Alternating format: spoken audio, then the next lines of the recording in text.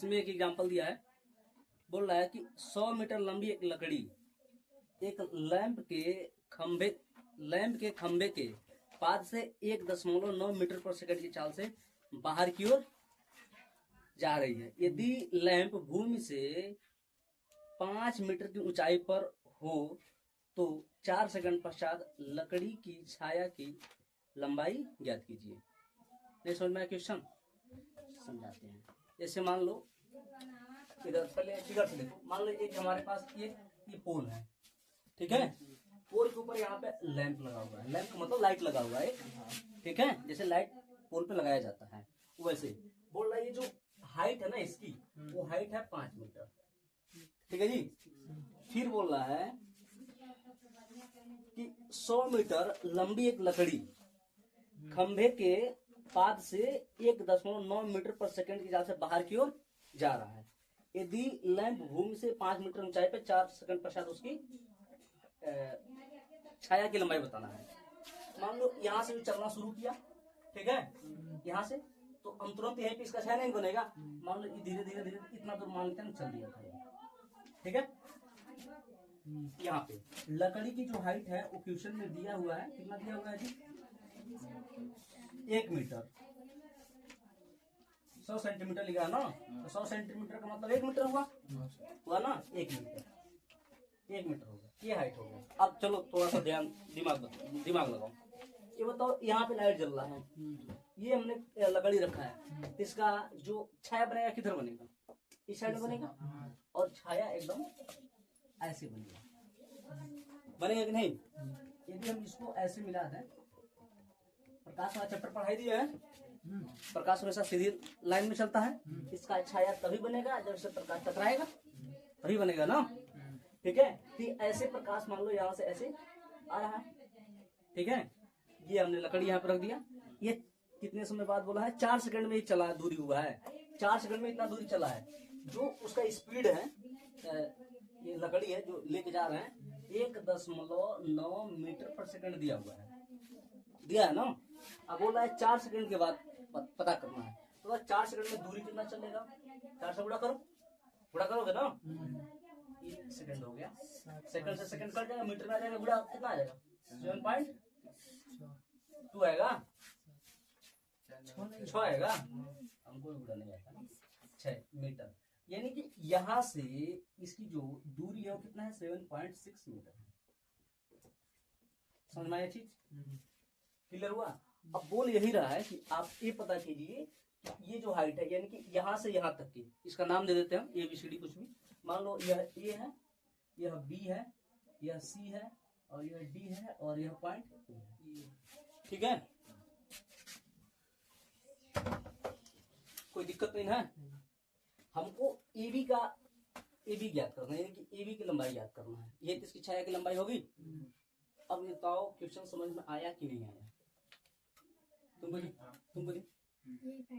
हाँ, ये भी फाइंड करना है, ठीक है। क्लियर है? अब बताओ, यदि हम इस त्रिभुज में देखें सही से ध्यान से, तो क्या त्रिभुज इसको मिटा था?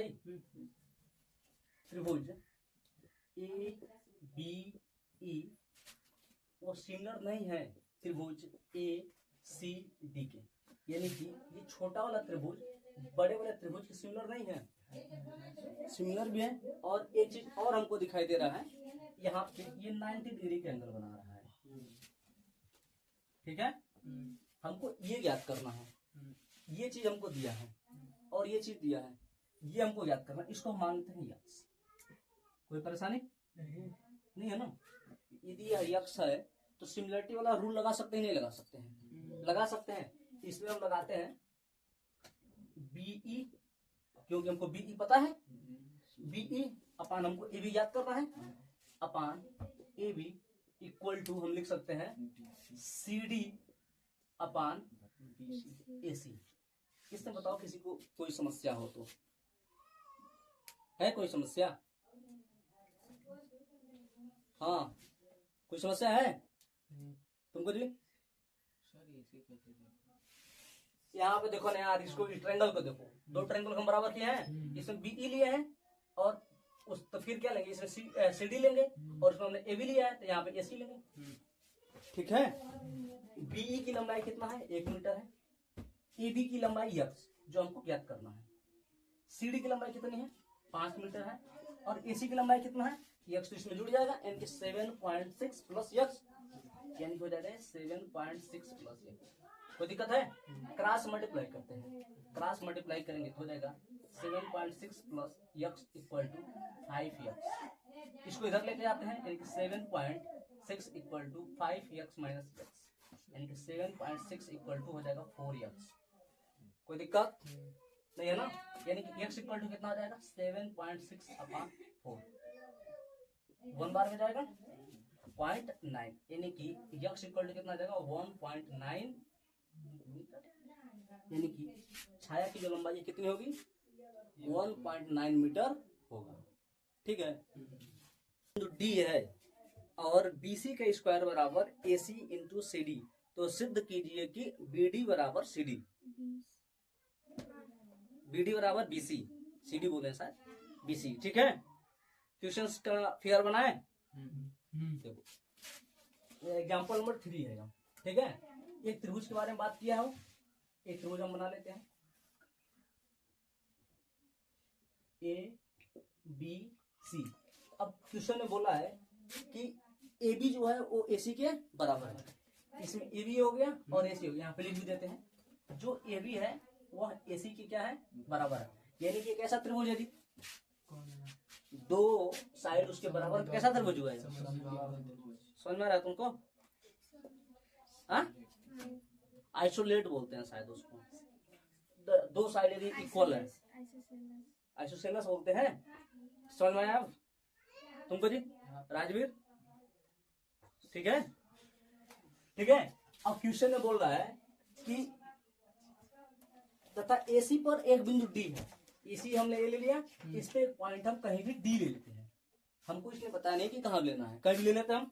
एक पॉइंट D है तथा इस प्रकार है कि BC का स्क्वायर बराबर AC इंटू CD, यानी कि ये पॉइंट है, इसको मिला भी देते हैं, B से मिला दिया हम, कोई दिक्कत है? ठीक है। और क्वेश्चन में दिया है कि BC का स्क्वायर बराबर AC इंटू CD। हमको प्रूव ये करना है, आप ये हमको दिया है, प्रूव ये करना है BD इक्वल टू BC, यानी कि BD ये हुआ और BC, यानी कि कहने का मतलब ये है कि यदि ये समद्विबाहु त्रिभुज है, यदि पॉइंट D पर हम इस प्रकार मिला रहे हैं, तो यह जो त्रिभुज BCD है यह भी समद्विबाहु त्रिभुज बनेगा, यानी कि BD बराबर BC, ये हमको प्रूव करना है। ठीक है। यहीं से शुरू करेंगे, जहां जो दिया है BC लिखा है, इसको मैं ऐसे लिख सकते हैं, BC into BC equal to AC into CD। लिख सकते हैं कि नहीं? एक BC को हम इधर भेज देते हैं और AC को इधर ला देते हैं, AC नहीं, हाँ AC को ही ला देते हैं। ठीक है। यानी कि यह बन जाएगा ऐसे, BC upon AC equal to CD upon BC। कोई दिक्कत है इसमें? अच्छा बताओ, यदि ये ऐसा हो रहा है, किस ट्रायंगल के किस प्रॉपर्टी की तरफ इशारा कर रहा है? कौन कौन त्रिभुज आपस में समरूप हुए?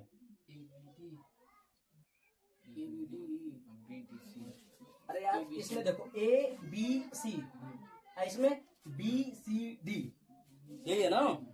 ABCBCD, यानी कि ट्रायंगल ABC सिमिलर हो गया ट्रायंगल BCD।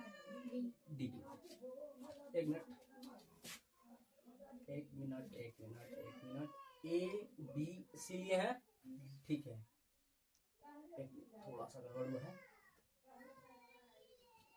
BDC होगा ये। ठीक है, BDC, क्योंकि जो त्रिभुज एंगल जो C है वो एंगल C के ही बराबर होगा ना, तो उसे बराबर नहीं कर देंगे। अब ये चीज समझ में आया? यानी कि हम इससे यह कह सकते हैं कि जो एंगल C है वो एंगल C के बराबर है, और एंगल जो C है वो दोनों त्रिभुज में आ रहा है। जैसे इसमें बात करते हैं हम ABC, आ रहा है C। यदि हम इसमें बात करें BDC, इसमें भी आ रहा है C, यानी कि जो एंगल C है वह दोनों ट्रायंगल में क्या है, कॉमन है। कॉमन है कि नहीं? एंगल C जो है दोनों ट्रायंगल में क्या है, कॉमन है। ये चीज क्लियर हुआ? ठीक है। यदि ये दोनों ट्रायंगल, यानी कि ये जो ऊपर लिखा है ना, ये हमको पहले नहीं लिखना था, ये वाला चीज यहाँ से हमको बस ये लिखना था। यानी कि इसलिए हम यह बोल सकते हैं कि जो एंगल त्रिभुज ए बी सी है वो सिमिलर है ट्रायंगल बी डी सी की। ठीक है, अब यदि ये ऐसा है तो सेम चीज यही हम दोबारा लिखेंगे कि नहीं? ना लिख के हम इसको इधर लेकर आते हैं, यानी कि B C upon A C equal to C D upon B C. ठीक है, ऊपर एक चीज और दिया था यार, ए बी बराबर ए सी दिया था। अच्छा, इसमें भी आ नहीं रहा है ना, कोई नहीं, इसको इसका प्रयोग कर लेते हैं। इसका प्रयोग करेंगे यदि हम, तो हम ऐसे लिख सकते हैं A B upon B C equal to B D upon D C. कोई दिक्कत है? ऊपर एक चीज दिया था, ए बी बराबर ए सी दिया था, यानी कि जो ए बी है वो ए सी के बराबर है। ये इसको इधर भेज दिया, इसको इधर भेज दिया है, यानी कि हम ऐसा लिख सकते हैं A B upon B D equal to B C upon D C. कोई दिक्कत है इसमें? हाँ नहीं, लेकिन हमको प्रूफ क्या करना है, बी डी बराबर ए सी प्रूफ करना, बी सी करना है। ये वाला है ना, ये जो पहला जो हम यहाँ ये वाला से जो लिखे थे हम, इसको ऐसा भी लिख सकते हैं हम B C upon C D equal to A C upon D C. ठीक है, और इस वाले में ए बी के जगह पे हम ए सी लिख सकते हैं, नहीं लिख सकते हैं? लिख सकते हैं, हाँ, क्योंकि ए बी बराबर ए सी है, यानी कि यहाँ हम लिख सकते हैं, इसको समीकरण नंबर एक बना लेना, A C upon B D equal to B C upon D C. इसको समीकरण नंबर 2 बनाओ। अब समीकरण 1 और 2 से थोड़ा सा देखो, B C upon C D और B C upon C D दोनों, हाँ सी डी या डी सी, ठीक है, दोनों एक जैसा है, यानी कि आप लिख सकते हैं हम समीकरण 1 व 2 से दोनों बराबर है। यहाँ से हम लिख सकते हैं कि A C upon B C equal to A C upon B D, लिख सकते हैं कि नहीं? बी डी, और ए सी से कट जाएगा, कोई दिक्कत है? तो फिर यहाँ से क्या हो जाएगा, B C equal to B D, और यही चीज हमको क्या करना था, प्रूफ करना। ठीक है।